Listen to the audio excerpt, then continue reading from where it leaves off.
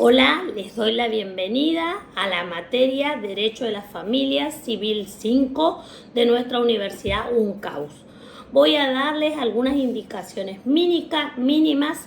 Cada una y cada uno de ustedes va a tener la tutora o la jefa de trabajos prácticos, mejor dicho, de su comisión, y van a tener que manejarse con ella para ir siguiendo el recorrido en la adquisición de los conocimientos mínimos necesarios para nuestra materia.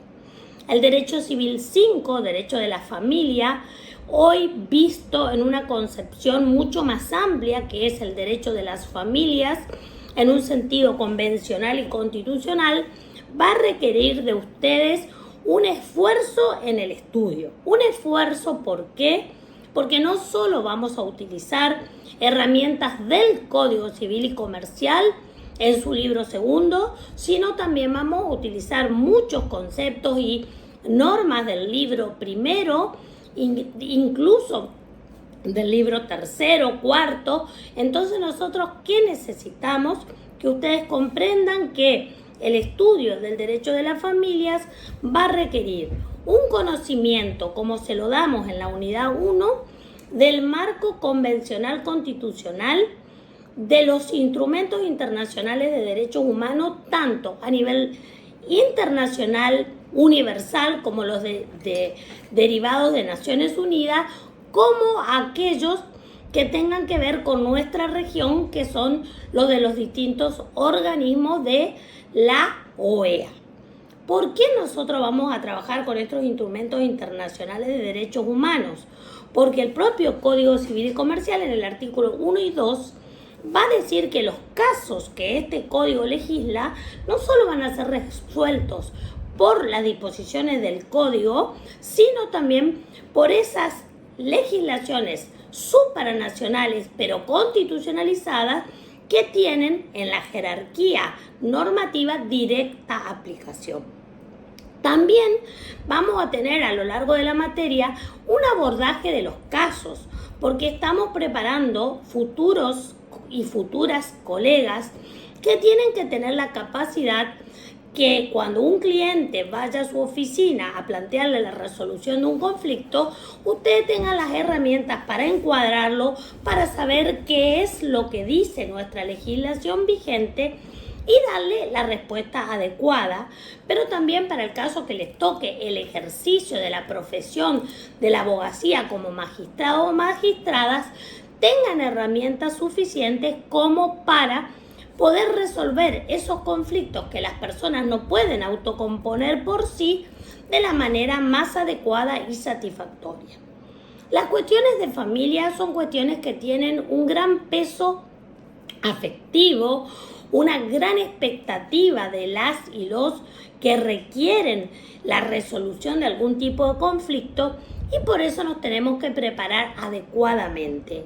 En la unidad 1 nosotros vamos a darle este principio y visión propia de la cátedra, que es que cualquier caso para resolver tenemos que ver de qué se trata, qué dice la norma, qué valores en juego están en nuestra sociedad y qué es lo que nosotros necesitamos resolver de acuerdo al tiempo, al contexto en que estas situaciones se generan.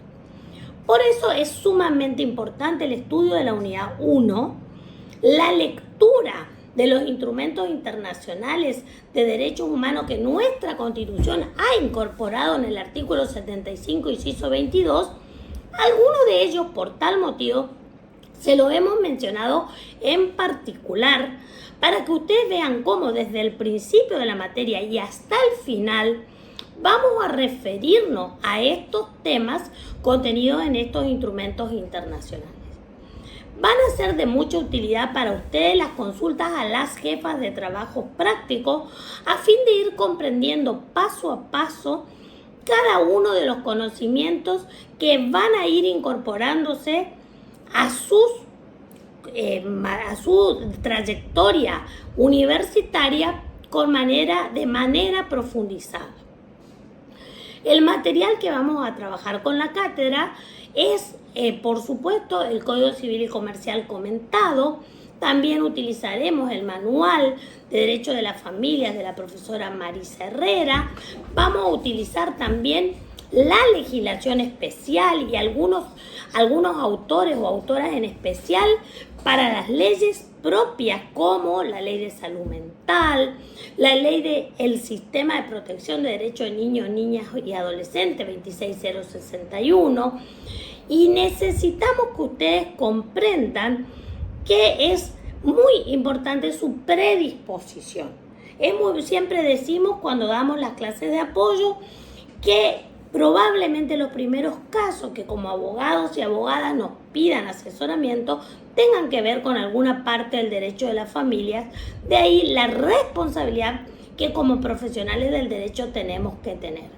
Ustedes saben que el artículo 8 del Código Civil y Comercial habla de la inexcusabilidad del derecho, es decir, que las leyes se consideran conocidas por todas las y los ciudadanos, con mayor razón aún si estos ciudadanos o ciudadanas son egresados de una universidad como es nuestra querida Universidad UNCAUS. Entonces, conocer las normas es muy importante. En la unidad 1 lo que queremos nosotros es abrir el conocimiento para ir luego focalizándolo a temas específicos. Por ejemplo, vamos a trabajar en primer lugar cómo se va dando este cambio en el derecho, que ya no es pensar solo el derecho de la familia como una rama del derecho civil privado clásico, sino todo lo contrario. Este derecho civil privado se va ampliando porque hay una serie de disposiciones de orden público y que vamos a ver nosotros que van a tener que ser respetadas, y por lo tanto no va a quedar solo dependiendo de la autonomía de la voluntad, que es de alguna manera lo que ha caracterizado el derecho privado.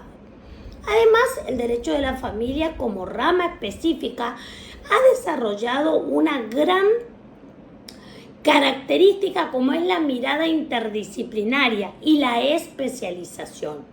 Cuando ustedes lleguen a la lectura, al estudio del libro segundo y vean los principios propios del derecho de las familias, se van a encontrar que esos principios propios tienen mucho que ver con la formación o las miradas interdisciplinarias.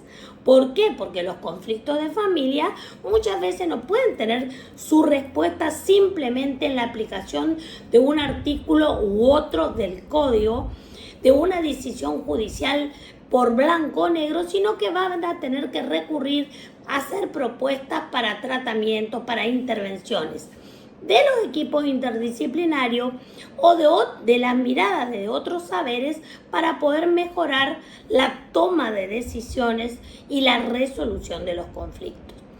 También decimos que es una rama que se va especializando cada vez más porque requiere de nosotros una preparación constantemente dinámica. Ustedes saben que nosotros con una palabra del legislador, una biblioteca entera queda destruida. Entonces hay un dinamismo constante que debemos tener mucho cuidado de reconocer. También el derecho de la familia tiene una particularidad. Rodean al mismo una serie de mitos sociales que lamentablemente no coinciden con la legislación vigente. Por ejemplo, hay mitos sociales respecto de las uniones convivenciales. La ciudadanía entera considera que es lo mismo estar casado que unido convivencialmente. Y nosotros vamos a estudiar justamente en esta materia, a partir de la reforma de nuestro Código Civil y Comercial vigente desde el 2015, ya a 10 años de esta aplicación, cuáles son las verdaderas novedades que ha traído la incorporación normativa, la regulación de las uniones convivenciales. Simplemente les quiero dar un ejemplo de cómo hacemos el estudio desde la transversalidad del derecho internacional de los derechos humanos o la transversalidad de la convencionalidad y constitucionalidad. Y la manera de hacerlo es pensar, por ejemplo, en la Convención Internacional de los Derechos del Niño de 1989.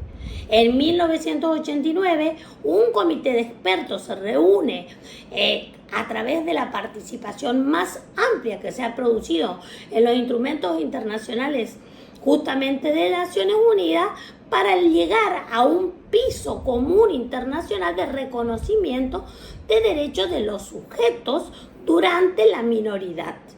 Esos sujetos o esas sujetas que viven en las infancias y en la adolescencia en los distintos países tienen un reconocimiento mínimo internacional, y es que ya no son más objeto de cuidado, objeto de decisiones de los adultos o de las adultas, sino que ellos tienen asegurada la escucha y la participación en los procesos que las y los involucran. Por eso nuestro país, cuando ratifica este instrumento, tiene que incorporar novedades en nuestra legislación, porque nosotros antes teníamos una legislación muy del siglo XX, donde los niños y niñas eran judicializados y tomaban decisiones los adultos o las adultas. Hoy en día, desde que esta convención forma parte, por la reforma de 1994, de nuestra Constitución Nacional, nos ha implicado un cambio que va desde la terminología hasta la consideración de la opinión y participación en cualquiera de los tipos procesales. Cuando hablo de terminología y tomo esta convención es solo a modo de ejemplo, porque en el aula ustedes van a tener incluso en los apuntes de apoyo que le hemos preparado, un pequeño glosario para que se utilice el lenguaje convencional constitucional. Cuando hablamos de niños y niñas en la Argentina, estamos hablando por las personas nacidas hasta los 13 años. A partir de los 13 y hasta los 18 hablamos de adolescentes.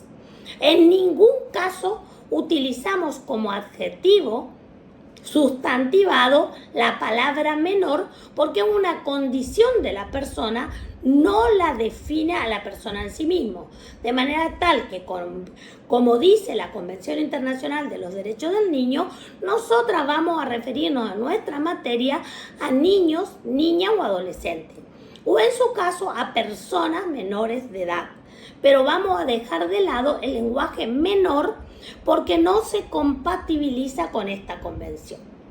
En función de este instrumento constitucionalizado, lo primero que vamos a encontrarnos es que ya en el año 2005 nuestro país formula la Ley 26061, Sistema de Protección de Derechos de Niños, Niñas y Adolescentes. ¿Qué hace? Crear todo un sistema de protección integral, no ya desde el ámbito meramente judicial, como acceso a la justicia como poder judicial, sino generando todo un proceso propio para la adopción de distintos tipos de medidas desde organismos técnicos administrativos. Entonces vamos a estudiar esta ley especial y el impacto en algunas de las figuras que el Código Civil y Comercial tiene referidas justamente a los cuidados personales de niños y niñas, a las tutelas de niños y niñas, a la asistencia, a la representación. De esta misma manera lo vamos a hacer con otras convenciones como la de CEDAW, Convención para la Eliminación de toda forma de discriminación contra la mujer, que la vamos a estudiar también en la ley específica sobre violencias familiares y violencias de género.